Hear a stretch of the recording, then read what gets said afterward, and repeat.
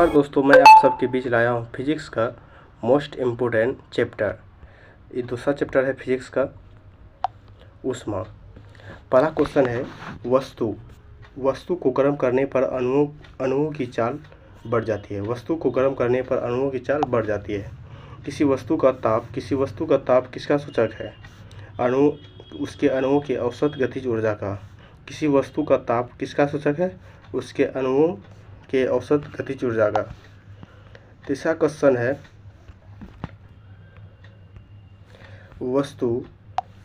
वस्तु का ताप सूचित करता है कि संपर्क करने पर ऊष्मा अपेक्षाकृत कम या कम ताप की वस्तु में उस वस्तु से प्रवाहित होगी। वस्तु का ताप सूचित करता है कि संपर्क करने पर ऊष्मा क्या होगा? अपेक्षाकृत कम ताप की वस्तु में उस वस्तु से प्रवाहित होगी। किसी वस्तु का ताप में वृद्धि का अर्थ है कि वस्तु की ऊष्मीय ऊर्जा बढ़ गई है। किसी वस्तु का ताप में वृद्धि का अर्थ है कि वस्तु की ऊष्मीय ऊर्जा बढ़ गई है। 5वां नंबर का क्वेश्चन है जब किसी वस्तु को ठंडा किया जाता है तब उसके अणुओं की चाल घट जाती है। जब किसी वस्तु को ठंडा किया जाता है तो उसके अणुओं की चाल घट जाती है। यदि यहीं पे रहता गर्म, जब किसी वस्तु को गर्म किया जाता है तो उसके अणुओं की चाल बढ़ जाती है, तब ये ऑप्शन हो जाता है ना, तब उसके अणु की चाल बढ़ जाती है। यहाँ पे सिर्फ बढ़ हो जाता है। 6वां क्वेश्चन है ऊष्मा एक प्रकार की ऊर्जा है जिसे कार्य में बदला जा सकता है। इसका प्रत्यक्ष प्रमाण सबसे पहले किसने दिया? रदरफोर्ड ने दिया। ऊष्मा एक प्रकार का ऊर्जा है जिसे कार्य में बदला जा सकता है। इसका प्रत्यक्ष प्रमाण सबसे पहले किसने दिया? रदरफोर्ड ने दिया। किसने दिया? रदरफोर्ड ने। किस वैज्ञानिक ने सर्वप्रथम बर्फ के दो टुकड़ों को आपस में घिसकर पिघला दिया? यह है डेवी। किस वैज्ञानिक ने सर्वप्रथम बर्फ के दो टुकड़ों को आपस में घिसकर पिघला दिया? किसने पिघला दिया? डेवी ने। डेवी ने दो बर्फ को लिया और घिस के चिपका दिया, यानी पिघला दिया। किसने? डेवी ने।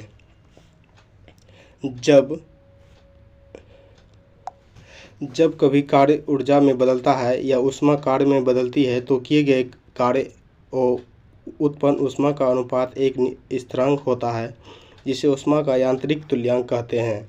इसका मान कितना होता है? 4186 जूल पर किलो कैलोरी, और दूसरा है 4.186 जूल पर कैलोरी। ये भी सही है। 4.186 गुना 10⁻7 अर्ग कैलोरी। निम्न में से कौन सही है? इसका सही आंसर हो जाएगा W/Q = J। 10 नंबर क्वेश्चन है जब कुछ पानी का लगातार मंथन किया जाता है तब उसका ताप बढ़ जाता है। इस क्रिया में यांत्रिक ऊर्जा का रूपांतरण ऊष्मीय ऊर्जा में होता है। जब कुछ पानी का लगातार मंथन किया जाता है तब उसका ताप बढ़ जाता है। इस क्रिया में यांत्रिक ऊर्जा का रूपांतरण ऊष्मीय ऊर्जा में किया जाता है। क्वेश्चन 11 है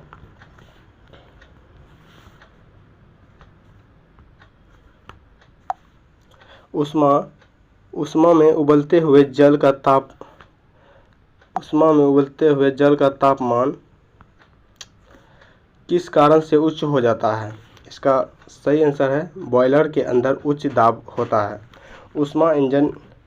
वाष्प इंजन में उबलते हुए जल का तापमान किस कारण से उच्च हो जाता है? इसका सही आंसर क्या होगा? बॉयलर के अंदर उच्च दाब होता है। 12 नंबर का क्वेश्चन है शीतकाल में हैंडपंप का पानी गर्म होता है क्योंकि पृथ्वी के भीतर तापमान वायुमंडल के तापमान से अधिक होता है। शीतकाल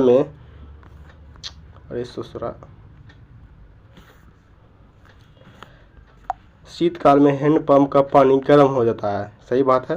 जब ठंडी में सुबह सुबह जब ट्वेल चलाइएगा ना 2-4 बार, तो पानी जो है ना गर्म निकलता है। क्यों निकलता है? इसका सही आंसर ये होगा, पृथ्वी के भीतर तापमान जो है ना वायुमंडल के तापमान से अधिक हो जाता है, इसलिए।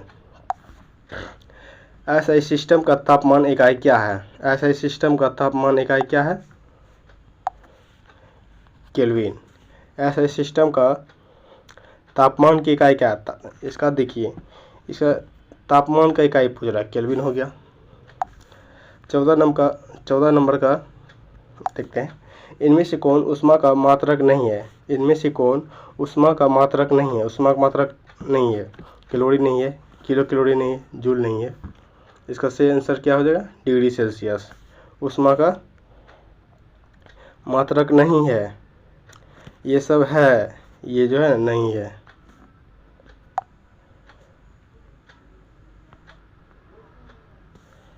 ऊष्मा का, इनमें से कौन ऊष्मा का मात्रक नहीं है? ये जो है डिग्री सेल्सियस नहीं है, ये सभी है। 14 नंबर का आंसर है, तापमान का ऐसा इकाई, तापमान का केल्विन हो जाएगा, इस सभी जानता है। 1 किलो कैलोरी ऊष्मा का मान होता है 4.2 10⁻³ जूल। 4.2 10⁻³ जूल। 17 नंबर का क्वेश्चन है, जलप्रपात के अधस्थल पर जल का तापमान ऊपर की अपेक्षा अधिक होने का कारण है। गिर रहे जल की गतिज ऊर्जा ऊष्मा में बदल जाती है। जलप्रपात के अधस्थल पर जल का तापमान ऊपर की अपेक्षा अधिक होने के कारण है। गिर रहे जल की गतिज ऊर्जा ऊष्मा में बदल जाती है। 18 नंबर का क्वेश्चन है,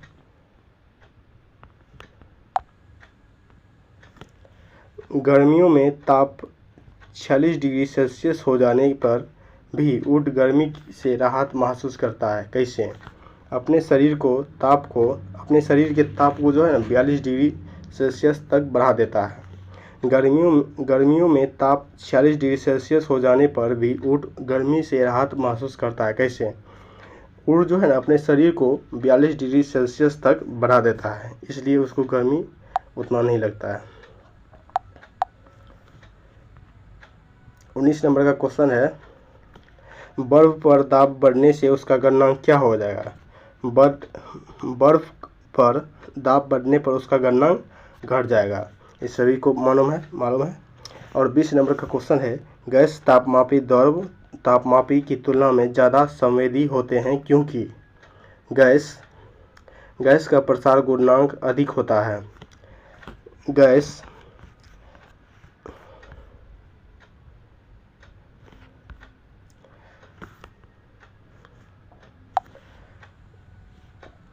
गैस तापमापी द्रव तापमापी की तुलना में ज़्यादा संवेदी होते हैं, क्योंकि गैस का प्रसार गुणांक अधिक होता है।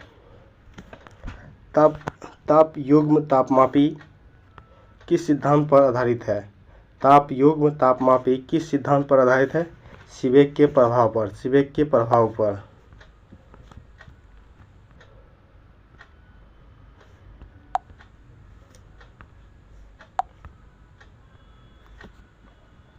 अत्यधिक ऊंचे तापों की माप की जाती है। अत्यधिक ऊंचे तापों की माप की जाती है पूर्व विकिरण उत्तरामापी से।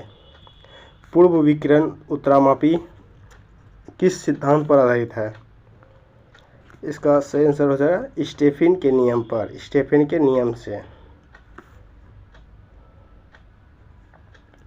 24 नंबर का क्वेश्चन है,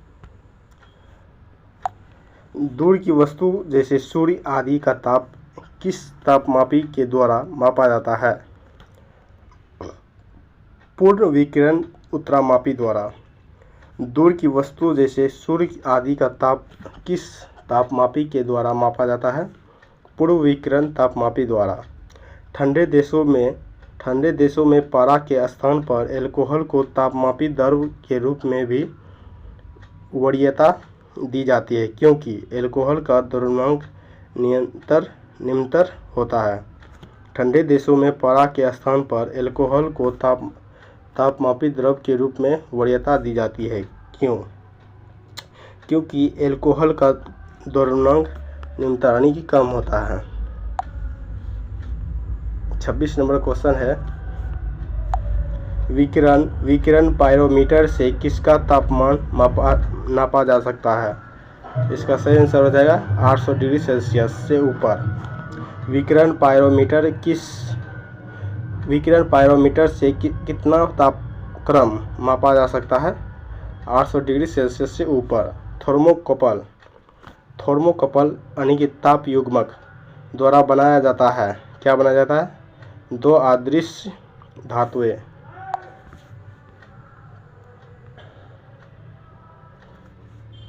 28 नंबर क्वेश्चन है, सूर्य का ताप मापा जाता है। सूर्य का ताप मापा जाता है पायरोमीटर से, पायरोमीटर तापमापी द्वारा। निम्नलिखित तापमापियों में से किसे पायरोमीटर कहा जाता है? विकिरण तापमापी को। निम्न में से कौन सही है? F-32/9 F-32/9 सेल्सियस तापक्रम पर जल के क्वथनांक तथा हिमांक होते हैं क्रमशः 100 डिग्री सेल्सियस से 0 डिग्री सेल्सियस।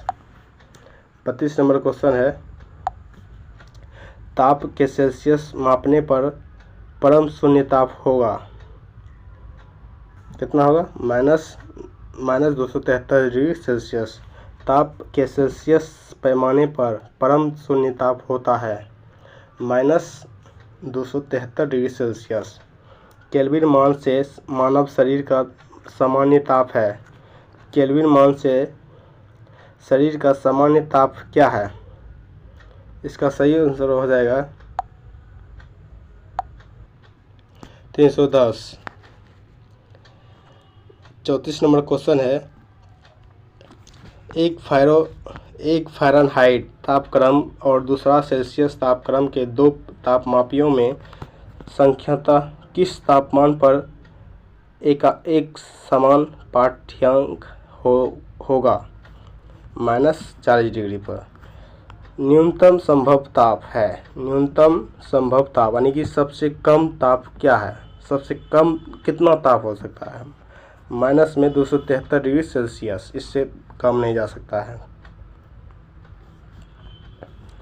फ़ारेनहाइट स्केल पर किसी वस्तु का ताप 212 डिग्री फ़ारेनहाइट है। सेल्सियस पैमाने पर उस वस्तु का ताप होगा 100 डिग्री सेल्सियस। वही ऊपर में जो फार्मूला था उसी पे ये बैठेगा।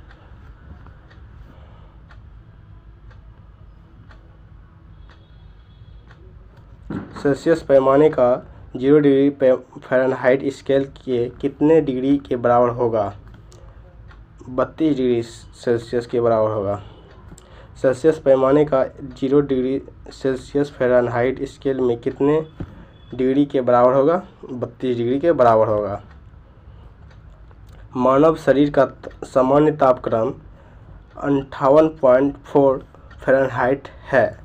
इसके बराबर सेल्सियस में तापक्रम कितना होगा? सेल्सियस में 36.89 होगा, 36.89 डिग्री सेल्सियस होगा।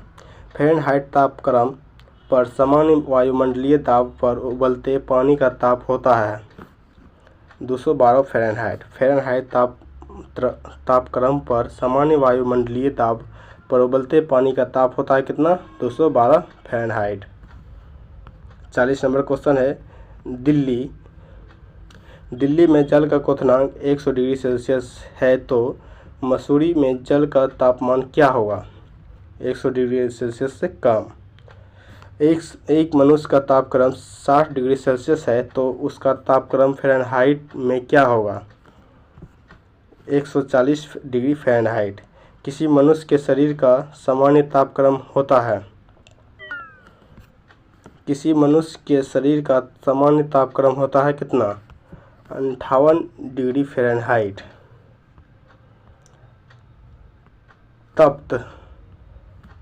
तप्त जल के थैलों में जल का प्रयोग किया जाता है क्योंकि इसकी विशिष्ट ऊष्मा अधिक होती है। इसकी विशिष्ट ऊष्मा अधिक होती है। धातुओं की चायदानियों में लकड़ी के हैंडल क्यों लगे होते हैं? क्योंकि लकड़ी ऊष्मा की कुचालक होती है। लकड़ी ऊष्मा की कुचालक होती है इसलिए। जब गरम को मोटे कांच की गिलास के ऊपर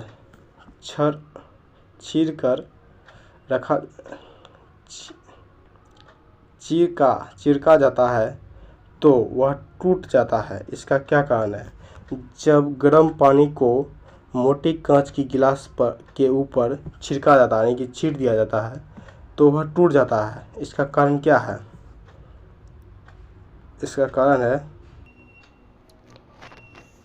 इसका सही आंसर है अचानक ही गिलास विस्तृत हो जाता है। अचानक ही गिलास विस्तृत हो जाएगा। इसका सही से यानी आंसर प्रिंट नहीं हुआ, कोई बात नहीं। इसका सही आंसर क्या होगा? अचानक ही गिलास विस्तृत हो जाता है। पानी का घनत्व किस ताप पर अधिकतम होता है? पानी का घनत्व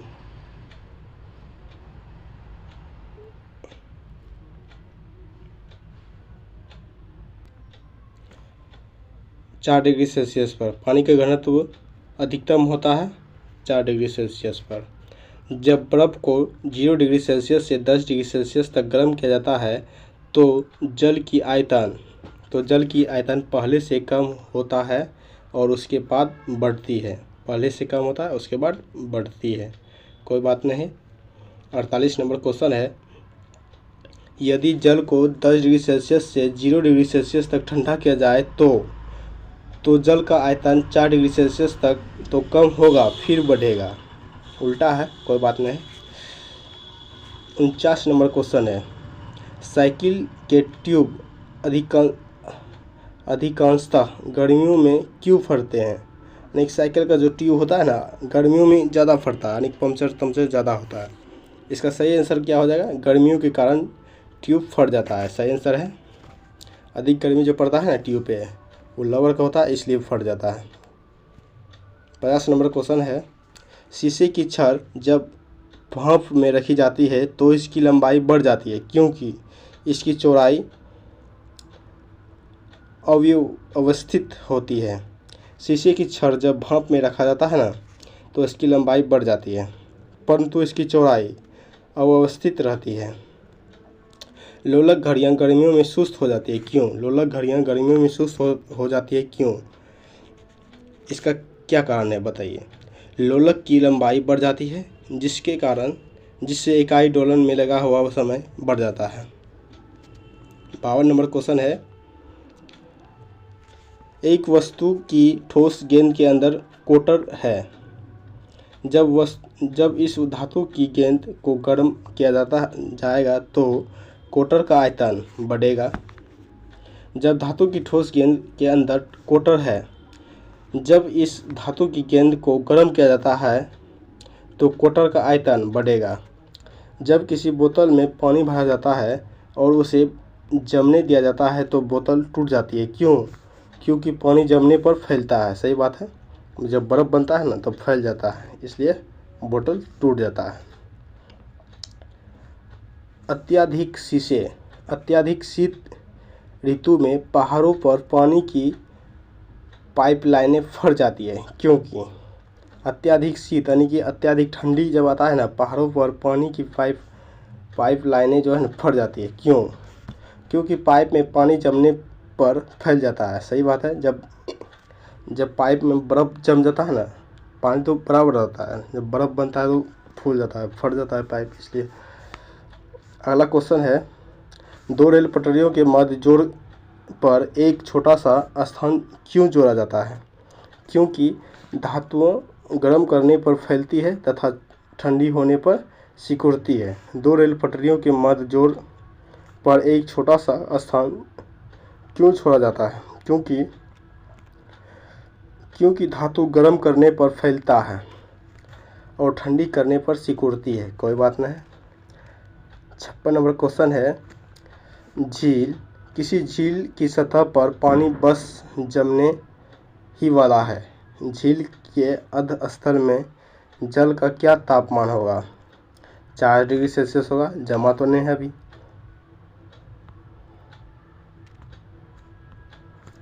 शीतकाल में जब ठंड से जल जम जाता है तब मछलियों और अन्य जलीय जीव जीवित रह सकते हैं, क्योंकि जल का केवल ऊपरी परत ही जमता है। जब जहाँ पे यानी बर्फ़ जब सब जो गिरता है ना, वहाँ पे किसी तालाब मान के चलिए, तालाब का ऊपरी परत यानी तालाब में जो है ना, ऊपरी परत में जो है ना बर्फ़ जम जाता है, नीचे में पानी सुरक्षित रहता है। बर्फ़ को फोड़ के नीचे से पानी पी सकते हैं। तो अगला क्वेश्चन है, ऊष्मा के संचरण की विधि है। ऊष्मा के संचरण की विधि क्या है? चालन है, संवहन है, विकिरण है, उपयुक्त सभी है। ऊष्मा के संचरण की किस विधि में पदार्थ के अणुओं का एक स्थान से दूसरे स्थान तक स्वयं नहीं जाते हैं? चालन। ऊष्मा के संचरण की किस विधि में पदार्थ के अणुओं एक स्थान से दूसरे स्थान तक स्वयं नहीं जाते हैं? चालन। द्रवों तथा गैसों में ऊष्मा का स्थानांतरण निम्नलिखित में से किस विधि द्वारा होता है? संवहन के कारण। द्रवों तथा गैसों में ऊष्मा का स्थानांतरण निम्नलिखित में से किस विधि द्वारा होता है? संवहन के कारण। विद्युतीय केतली में पानी गर्म होता है, कैसे? संवहन के कारण। विद्युतीय केतली मतलब समझते हैं, थर्मस टाइप का होता है, उसमें लाइन जोड़ के पानी गर्म किया जाता है, समझे? 62 नंबर का क्वेश्चन है, सूर्य की ऊष्मा पृथ्वी पर निम्नलिखित में से किस प्रकार की संचार माध्यम से आती है? तो ये आंसर है विकिरण। सूर्य का ऊष्मा पृथ्वी पर निम्नलिखित में से किस प्रकार के संचार के माध्यम से आती है? विकिरण के माध्यम से आती है। ऊष्मा के हस्तांतरण की किस विधि में माध्यम आवश्यकता नहीं होती है? विकिरण। ऊष्मा के हस्तांतरण की किस विधि में माध्यम की आवश्यकता नहीं होती है? विकिरण में। ऊष्मा संचरण की वह विधि जिसमें माध्यम के कण गति नहीं करते हैं, कौन सी है? विकिरण। ऊष्मा संचरण की वह विधि जिसमें माध्यम के कण गति नहीं करते हैं, वह कौन सी है? विकिरण। निम्नलिखित में से कौन ऊष्मा का सर्वोत्तम चालक है? पारा। निम्नलिखित में से कौन ऊष्मा का सर्वोत्तम चालक है? पारा। चांदी का ऊष्मीय चालकता तांबे के ऊष्मीय चालकता की अपेक्षा अधिक होती है। चांदी की ऊष्मीय चालकता तांबे की ऊष्मीय चालकता की अपेक्षा अधिक होती है।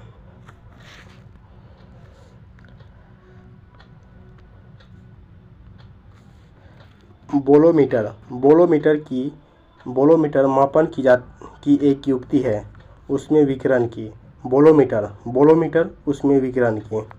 ठंड के दिनों में लोहे की गुटकी और लकड़ी के गुटकी को प्रातः काल में छुए तो लोहे का गुटका ज़्यादा ठंडा लगता है, क्योंकि लकड़ी की तुलना में लोहा ऊष्मा का अच्छा चालक है, इसलिए। 69 नंबर का क्वेश्चन है, कड़े जाड़े में झील की सतह हिमशीतित हो जाती है, किंतु उसके तल में जल द्रव अवस्था में बना रहता है। यह किस कारण से होता है? जल का सघनता 4 डिग्री सेल्सियस पर अधिकतम होता है। एक टेबल पंखे को बंद कमरे में चलाने पर कमरे की हवा गर्म होगी। जब एक टेबल पंखे को बंद कमरे में चलाने पर कमरे की हवा कैसी होगी? गर्म होगी, हो भी करेगा, क्योंकि उसको बाहर का हवा तो मिलेगा नहीं, कमरे का हवा कमरे में डालेगा, गर्म हवा निकलेगा। अगला क्वेश्चन है, कमरे में रखे हुए रेफ्रिजरेटर के दरवाजे खुले छोड़ दिए जाए तो कमरे धीरे धीरे गर्म हो जाएंगे। कमरा में यदि फ्रिज को खुला छोड़ दीजिएगा ना, ये मत सोचिएगा कि ठंडा निकलता है तो ठंडा वो कर देगा पूरा रूम को, ऐसा नहीं करिएगा। पूरा रूम को जो है ना गर्म कर देगा फ्रिज। वही यहाँ पे क्वेश्चन बोल रहा है। कोई बात नहीं, अगला देखते हैं। यदि किसी वस्तु को खाना पकाने के बर्तन बनाने में प्रयुक्त किया जाता है तो वह ताप का चालकता कम होनी चाहिए। यदि किसी वस्तु को खाना पकाने के बर्तन बनाने की प्रयुक्त की जाती है तो ताप चालकता कम होनी चाहिए। निम्नलिखित में से कौन ऊष्मा का सबसे अच्छा सुचालक है?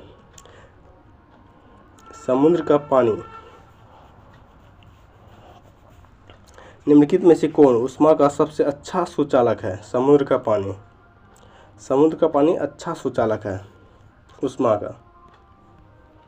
आणविक संगठन के द्वारा ऊष्मा का संप्रेक्षण क्या कहलाता है? संवहन कहलाता है। क्या कहलाता है? संवहन।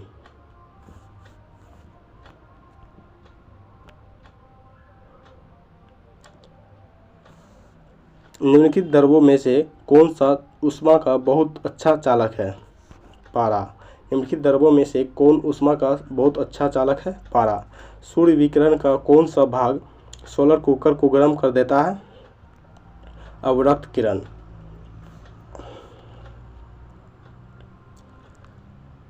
जितने भी भाइयों सब देख रहे हैं हमारे YouTube चैनल को, सब्सक्राइब कर लीजिए प्लीज़। अरे भाई, सब्सक्राइब करने में आप सबको पैसा थोड़ी हम मांग रहे हैं, सब्सक्राइब कर दीजिए। तो अगला क्वेश्चन है,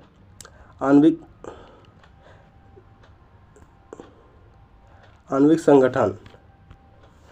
संगठन के द्वारा ऊष्मा का संप्रेक्षण क्या कहलाता है? संवहन कहलाता है। निम्नलिखित द्रव्यों में कौन सा ऊष्मा का बहुत अच्छा चालक है? पारा। सूर्य विकिरण का कौन सा भाग सोलर कुकर को गर्म कर देता है? अवरक्त किरण।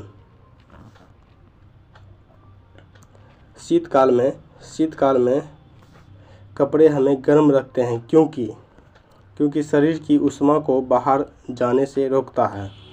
शीतकाल में कपड़े हमें गर्म रखते हैं क्योंकि शरीर की ऊष्मा को बाहर जाने से रोकता है। धूप से बचने के लिए छाते के रंग संयोजन निम्न में से कौन सा सबसे उचित है? ऊपर काला नीचे सफ़ेद। ऊपर काला नीचे सफ़ेद।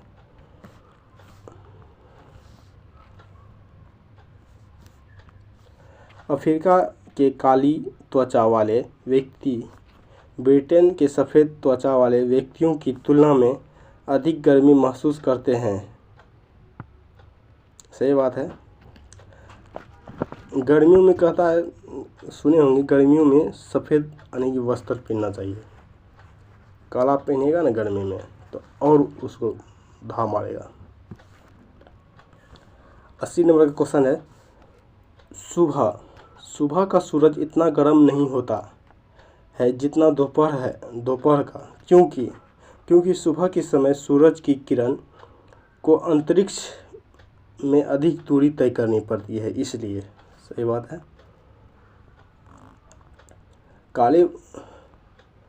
काले वस्त्रों के मुकाबले श्वेत वस्त्र शीतल क्यों होते हैं? क्योंकि उसके पास जो भी प्रकाश पहुंचता है उसे वे परावर्तित कर देते हैं।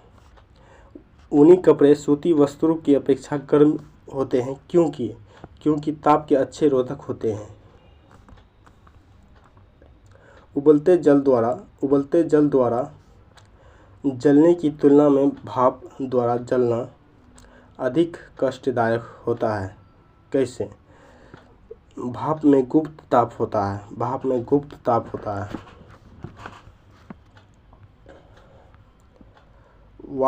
वायुमंडल में आर्द्रता की उपस्थिति एक ऐसे स्टील के गिलास की बाह्य सतह पर जल की बूंदें देखकर सुनिश्चित की जाती है जो भरा हो ठंडे जल से।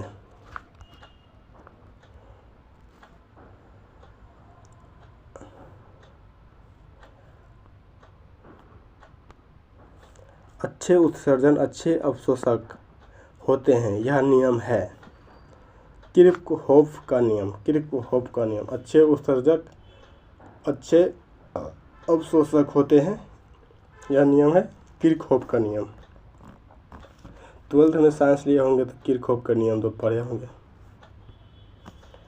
किसी कृषिका एकांक पृष्ठीय क्षेत्रफल से प्रति सेकंड उत्सर्जित विकिरण ऊर्जा उसके पास ताप के चतुर्थाघात के अनुक्रमानुपाती होती है, यह नियम है स्टेफन का नियम। स्टेफन का नियम। किसी कृषिका के एकांक पृष्ठीय क्षेत्रफल से प्रति सेकंड उत्सर्जित विकिरण ऊर्जा उसके पास उसके परम ताप के चतुर्थाघात के अनुक्रमानुपाती होती है, यह नियम स्टीफन का नियम है।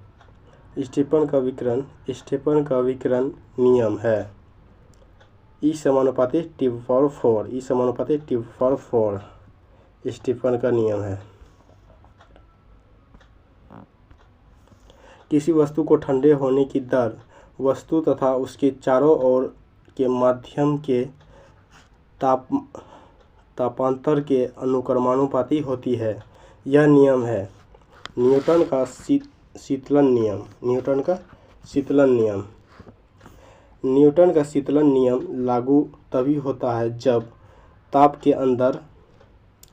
ताप में अंतर बहुत ज़्यादा न हो।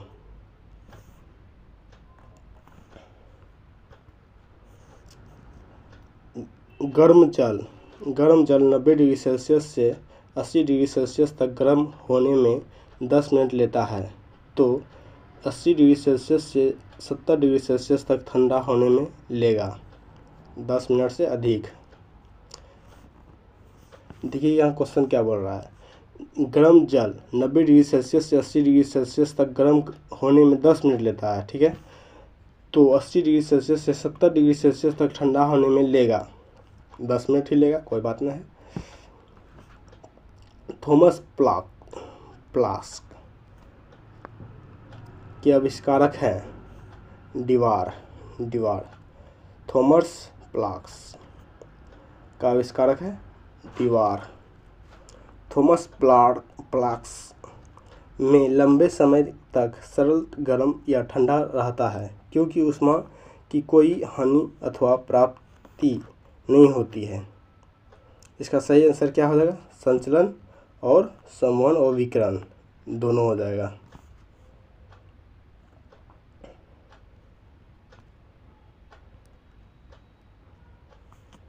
थॉमस फ्लास्क के आंतरिक दीवारें चमकीली होती है क्योंकि विकिरण द्वारा होने वाली ऊष्मा हानि को रोकने के लिए।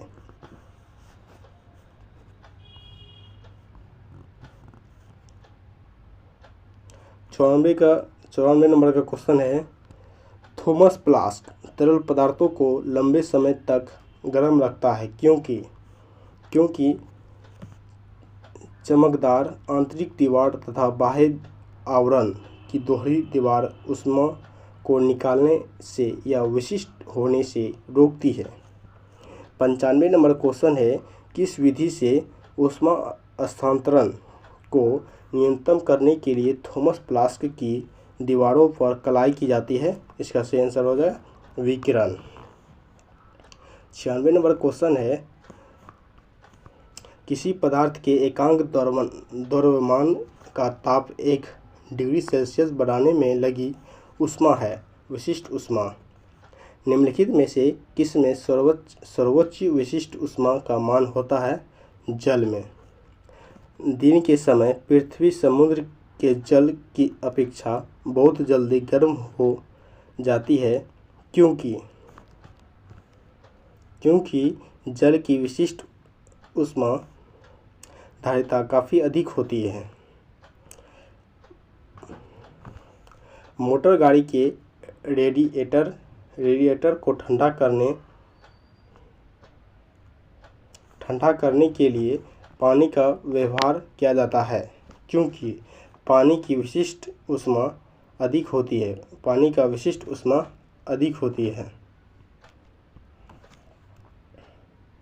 100 नंबर क्वेश्चन है। निम्न तापीय इंजनों का अनुप्रयोग होता है। रॉकेट प्रौद्योगिकी में निम्न तापीय इंजनों का अनुप्रयोग होता है। रॉकेट प्रौद्योगिकी में निम्न तापीय परीक्षण किस ताप पर किया जाता है? -196 डिग्री सेल्सियस पर। न्यून तापमानों का अनुप्रयोग होता है अंतरिक्ष यात्रा, शून्यक्रम एवं चुंबकीय प्रत्यापन में। दोस्तों, आपको इस वीडियो से कुछ भी सीखने को मिल रहा है तो हमारे चैनल को सब्सक्राइब कीजिए, लाइक कीजिए और कमेंट में बताइए कि आप कहां से ये वीडियो देख रहे हैं, ताकि हमें भी पता चले हमारे वीडियो कहां तक के आदमी तक जाते हैं।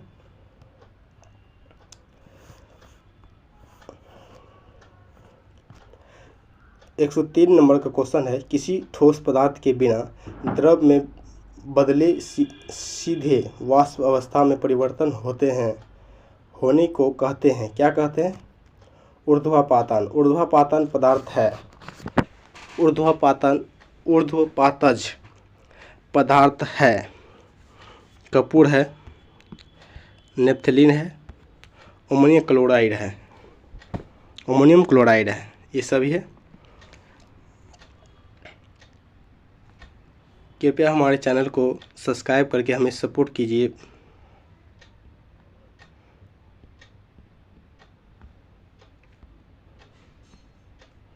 एक 105 नंबर का क्वेश्चन है, जिस ताप पर कोई ठोस पदार्थ ऊष्मा पाकर द्रव में परिवर्तित होता है कहलाता है गलनांक। जिस ताप पर कोई द्रव ऊष्मा पाकर वाष्प में बदल जाता है क्या कहलाता है? क्वथनांक। शुद्ध पदार्थ में कोई अन्य पदार्थ मिला देने पर उसके गलनांक पर क्या प्रभाव पड़ता है? घट जाता है। 108 नंबर का क्वेश्चन है, मिश्र धातु के गलनांक उसके अवयवी धातुओं की अपेक्षा निम्न होते हैं। द्रव में वाष्प में पदार्थ के अवस्था परिवर्तन को क्या कहते हैं? वाष्पन कहते हैं। ठोस से द्रव में पदार्थ के अवस्था परावर्तन को कहते हैं, क्या कहते हैं? गलन कहते हैं। दाब बढ़ने से किसी द्रव का क्वथनांक बढ़ेगा। दाब बढ़ने से किसी द्रव का क्वथनांक बढ़ेगा।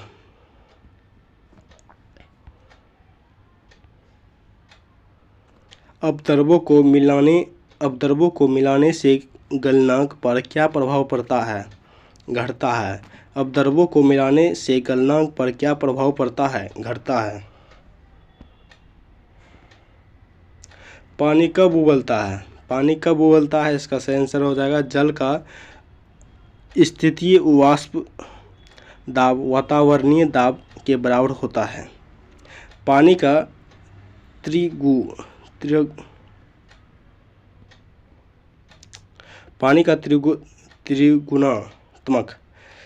त्रिगुणात्मक बिंदु होता है, क्या होता है? 273.16 केल्विन होता है। किसी द्रव का वाष्पीकरण होने से उसका तापमान घटेगा। किसी द्रव का वाष्पीकरण होने से उसका तापमान क्या होगा? घटेगा। हम इसमें पहले से टिक इसलिए मारे हैं, आपका समय बचा रहे हैं। हम आपके समय को बचाते हुए हम आगे बढ़ रहे हैं, ऐसा मत सोचिए टिक मार के आया। वह ताप जिस पर बर्फ, पानी और वाष्प संतुलन में रहता है वह क्या कहलाता है? वह त्रिक बिंदु कहलाता है। क्या कहलाता है? त्रिक बिंदु। वाष्पीकरण की दर निर्भर नहीं करती है द्रव की संपूर्ण मात्रा पर। एसएससी जीडी के लिए एमवीवीआई क्वेश्चन है ये। चैप्टर 2 का पूरा ऑब्जेक्टिव कंप्लीट करवा देंगे। SSC GD हो गया, मद्य निषेध हो गया, बिहार पुलिस हो गया, जितने भी कांस्टेबल हेड कांस्टेबल है सबके लिए MVVI क्वेश्चन है। पूरा चैप्टर को पढ़िए और ऑब्जेक्टिव में अपना टेस्ट दीजिए। 118 नंबर का क्वेश्चन है, चावल को पकाने में कहाँ अधिक समय लगेगा? माउंट एवरेस्ट पर। माउंट एवरेस्ट पर चढ़ जाएंगे, वहाँ पे चावल पकाएंगे, वहाँ पे अधिक समय लगेगा। क्यों लगेगा? वायुमंडलीय दाब के कारण। किसी निश्चित द्रव के लिए वाष्पन की दर निर्भर करती है द्रव के ताप पर, वायु के ताप पर, द्रव की खुली सतह के क्षेत्रफल पर, उपयुक्त सभी कारकों पर।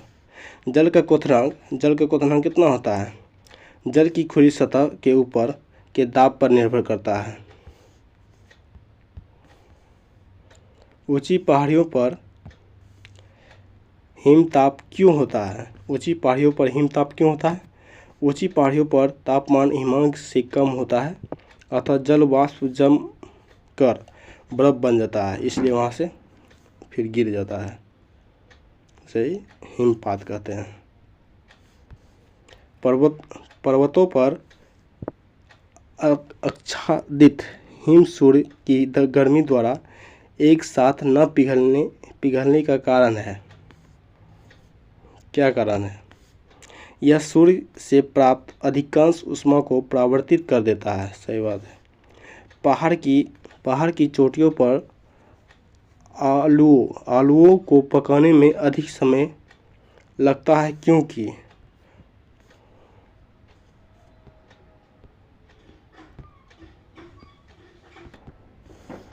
वायुमंडलीय दाब कम होता है। वायुमंडलीय दाब कम होता है। अगला नंबर क्वेश्चन देखते हैं। तेज हवा वाली रात्रि में ओस नहीं बनती है, क्योंकि वाष्पीकरण की दर तेज होती है, इसलिए ओस को उड़ा के चल जाती है। ठोस कपूर वाष्प बनने की प्रक्रिया को क्या कहते हैं? सभी जानते हैं, ऊर्ध्वपातन कहते हैं। गर्मियों के दिनों के दौरान मिट्टी के बर्तनों में रखे पानी ठंडा हो जाता है। निम्नलिखित संवृत्ति के कारण, वाष्पीकरण के कारण गर्मियों के दिनों के दौरान मिट्टी के बर्तनों में रखा पानी ठंडा हो जाता है। निम्नलिखित संवृत्ति के कारण, वाष्पीकरण के कारण।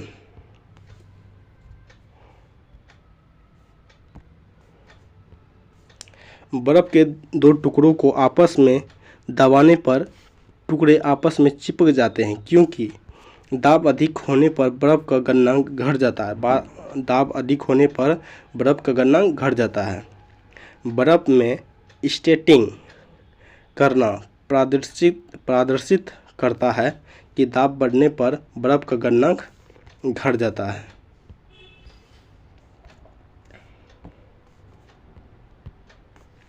पानी से भरे गिलास में बर्फ का एक टुकड़ा तैर रहा है। टुकड़े को पूरा पिघल जाने पर गिलास में पानी का तल अपरिवर्तित रहेगा। यदि किसी गिलास में बर्फ डुबा दिए, अब उसको अब पिघलने का यानी कि देख रहे हैं आशा, पिघलता है, कब पिघलता है, वो पिघल जाएगा, बराबर ही रहेगा। प्रेशर कुकर में भोजन कम समय में तैयार हो जाता है, क्योंकि जल का क्वथनांक बढ़ जाता है। अगला नंबर क्वेश्चन है, मनुष्य आर्द्रता से परेशानी महसूस करता है, इसका निम्न में से उपयुक्त कारण क्या है? पसीना का आर्द्रता के कारण वाष्पित नहीं होता है।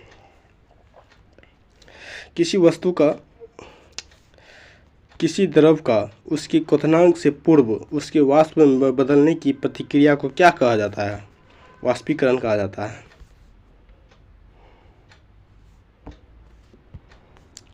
पहाड़ों पर पानी निम्नलिखित तापमान पर उबलने लगता है। 100 डिग्री सेल्सियस से कम पर पहाड़ों पर पानी उबलने लगता है। वह उत्सर्जित या अवशोषित ऊष्मा जो पदार्थ की अवस्था परावर्तन तो करती है परंतु ताप में किसी प्रकार का परावर्तन नहीं करती है। कहलाती है, क्या कहलाती है? गुप्त ऊष्मा कहलाती है। किसी ठोस पदार्थ का एकांक द्रव्यमान को उसके गलनांक पर ठोस से द्रव में बदलने के लिए आवश्यकता ऊष्मा को कहते हैं। क्या कहते हैं?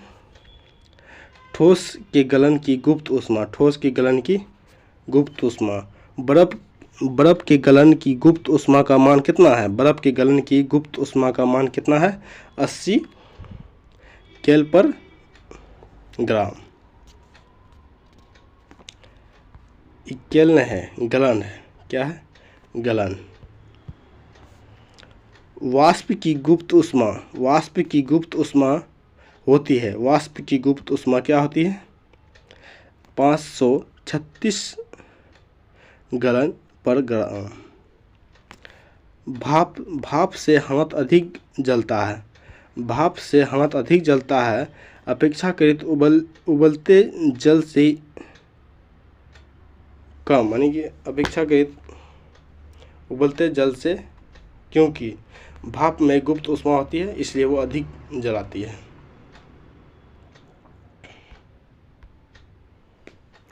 ऊष्मागतिकी के प्रथम नियम से संरक्षित होता है ऊर्जा। ऊष्मागति के प्रथम नियम से संरक्षित होता है ऊर्जा। आंतरिक ऊर्जा की कल्पना ऊष्मागतिकी के किस नियम से मिलती है? प्रथम नियम से।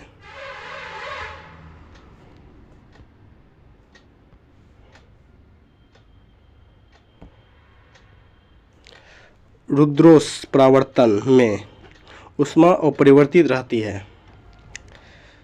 समतापीय परावर्तन में ताप अपरिवर्तित रहती है। रेफ्रिजरेटर में थर्मोस्टेट का कार्य है एक समान तापमान बनाए रखना। तापगतिकी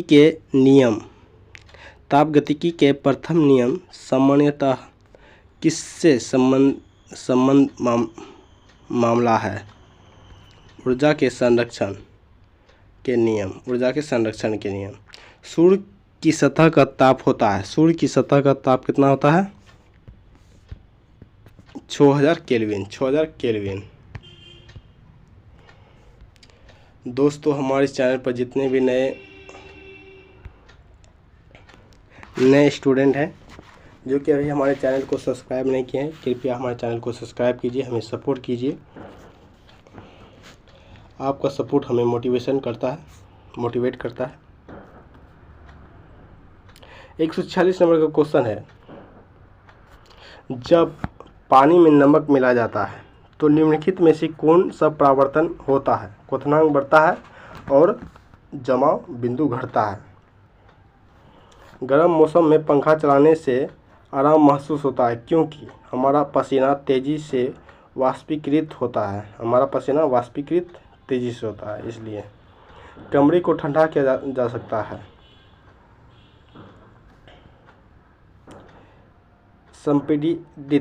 संपीड़ित गैस को छोड़ने पर से कोई पिंड ऊष्मा का सबसे अधिक अवशोषण करता है जब वह हो काला और खुरदरा।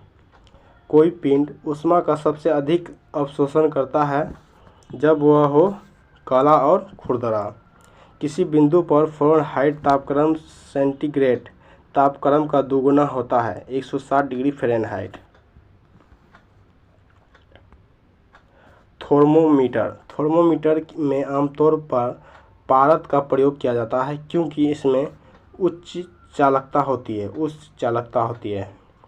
अशुद्धियों के कारण द्रव का क्वथनांक बढ़ जाता है।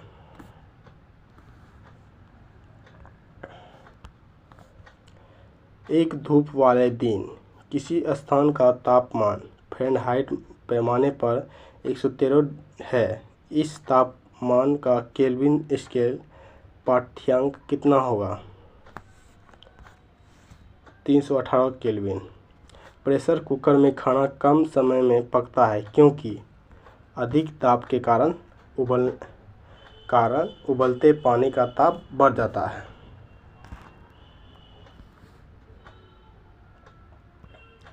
किसी वस्तु का विशिष्ट ऊष्मा किस पर निर्भर करता है? पिंड के द्रव पर।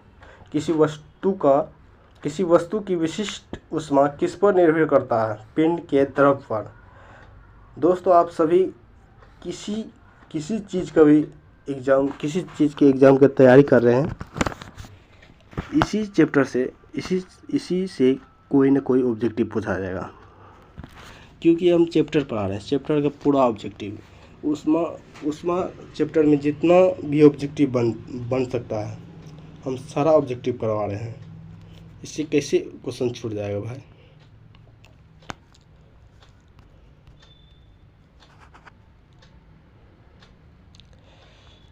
एक 156 नंबर क्वेश्चन है, गर्मियों में सफ़ेद कपड़ा पहनना आरामदेह होता है क्योंकि। उधर भी पढ़ाए थे, क्वेश्चन रिपीट होता है, खाली अपना भाषा को चेंज कर रहा है। ये अपने ऊपर पड़ने वाली सभी ऊष्मा को परावर्तित कर देता है। खाना पकाने में बर्तनों के नीचे का बाहरी हिस्सा काला क्यों छोड़ा जाता है? क्योंकि काली सतह ऊष्मा की अच्छी अवशोषक होती है।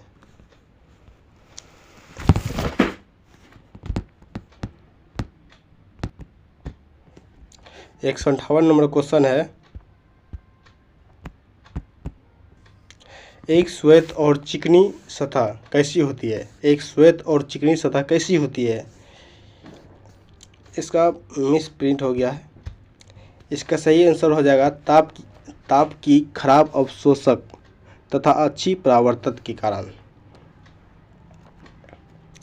एक श्वेत और चिकनी सतह कैसी होती है? इसका सही आंसर क्या आंसर हो जाएगा? ताप की खराब अवशोषक तथा अच्छी परावर्तक।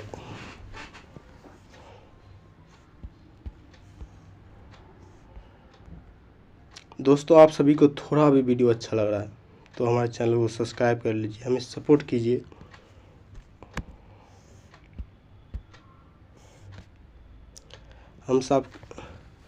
हम आप सबके लिए इतना मेहनत कर रहे हैं, थोड़ा हमें सपोर्ट कीजिए भाई। किसी द्रव के वाष्पन की दर किस पर निर्भर नहीं करता है? वायुमंडल में उभरे हुए उसके पृष्ठीय क्षेत्रफल पर। एक थर्मोमीटर जो 2000 डिग्री सेल्सियस पर मापने हेतु उपयुक्त होता है वह है पूर्ण विकिरण पायरोमीटर।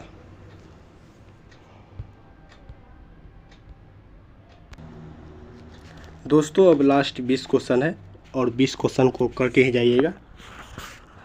160 नंबर का क्वेश्चन है, एक थर्मोमीटर को 2000 डिग्री सेल्सियस पैमाने हेतु उपयुक्त हो वह है पूर्ण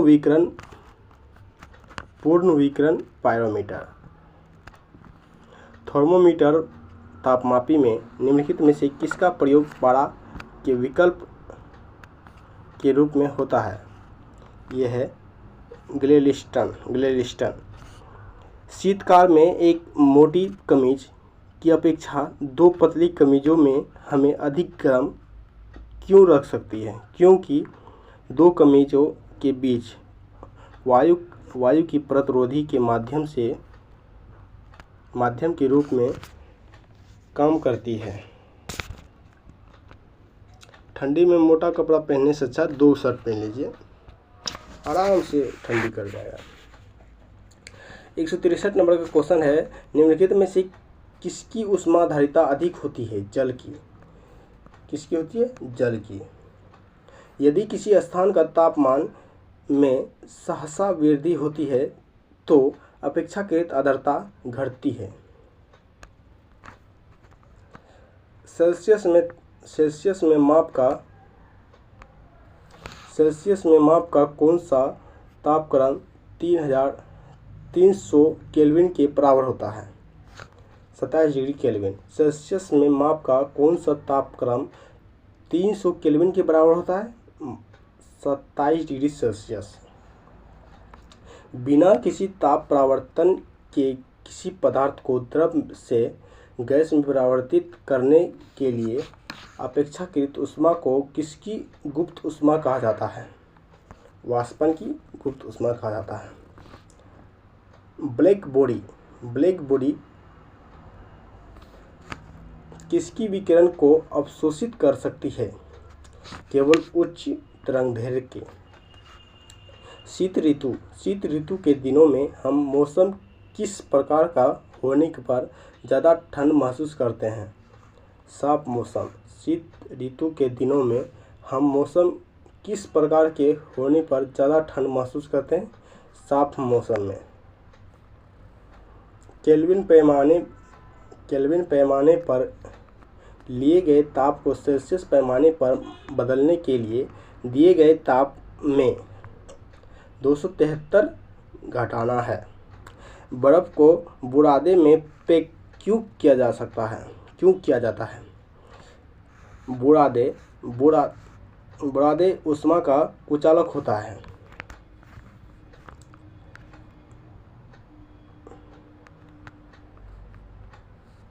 मिट्टी के घड़े में निम्न में से किस क्रिया के कारण जल ठंडा रहता है? वाष्पीकरण के कारण। शीतलन की दर किस पर निर्भर करता है? बॉडी और उसके आसपास की चीज़ों के बीच तापमान में अंतर।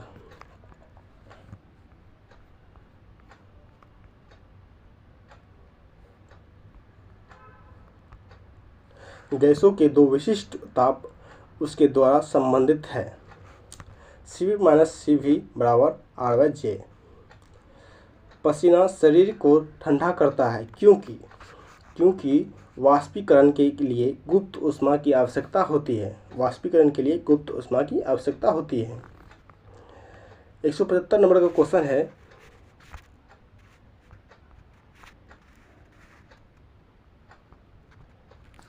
यदि एक प्रणाली, निकाय या सिस्टम का तापमान केल्विन में x है तथा डिग्री सेल्सियस में y है, तो उसके बीच संबंध x बराबर 273 प्लस y हो जाएगा।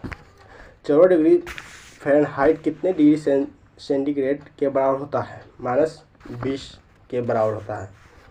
इसमें उस सूत्र का प्रयोग किया जाता है। सूत्र का प्रयोग कर लीजिएगा।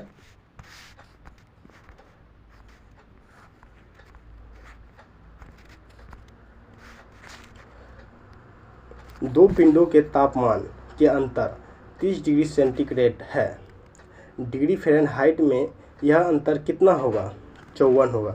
फ़ारेनहाइट पैमाने पर तापमान 200 डिग्री फ़ारेनहाइट है। इसका मान सेल्सियस पैमाने पर क्या होगा? 93 डिग्री सेल्सियस होगा।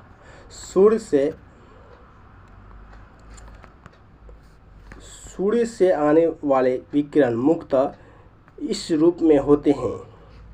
प्रकाश और लघु तरंगदैर्घ्य अवरक्त विकिरण होते हैं। दोस्तों 179 क्वेश्चन हमने अभी तक में कराया है। आप सबको क्वेश्चन अच्छा लगा तो वीडियो को लाइक, कमेंट, शेयर अधिक से अधिक कीजिए, जिससे कि हमें सपोर्ट मिले।